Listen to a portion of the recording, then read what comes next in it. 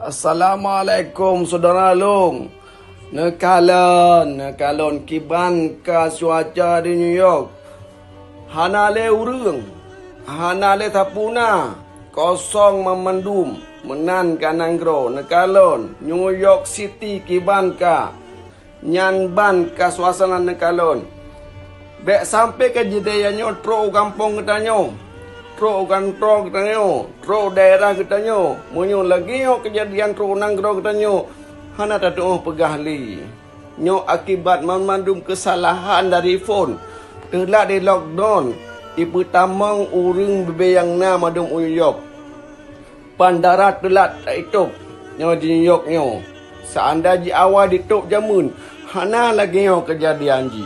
Nyo ban ka cuaca.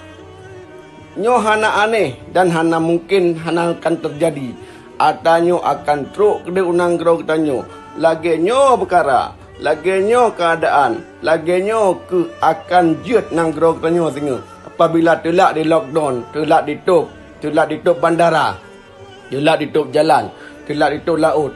Jadi, be urusan dengan rakyat, be salah rakyat. Salah rakyat itu bi ulua, salah rakyat inu, salah rakyat ini. Yang hanjir menan. Munyo menan ken buat ken perkara yang jero, tapi nyo madung kesalahan punuh dah pulang ke pemerintah. Jadi gubernur dewan bek mempaki bek fikir pujang hawa kalon kiban ka New York kiban meribe kami ngai urang saboh je kenang penyakit ji madum je ke penyakit jaga kampung tu dua dro je na penyakit madum penyakit daerah. Jadi bejut gubernur, dewan dan macam-macam walaupun macam pejabatnya ke penyakit.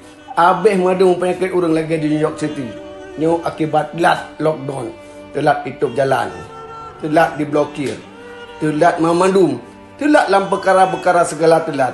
Maka jino korban berjatuhan. So yang salah. So tak salah. So salah madum. Hana salah lain. Madum salah pemerintah. No kemantang pelajaran dan peringatan dari ulun tuan langsung dari New York City.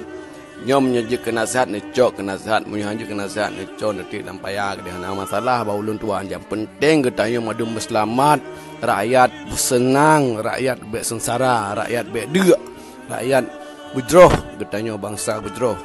Wabillahi taufiq. Assalamualaikum warahmatullahi wabarakatuh.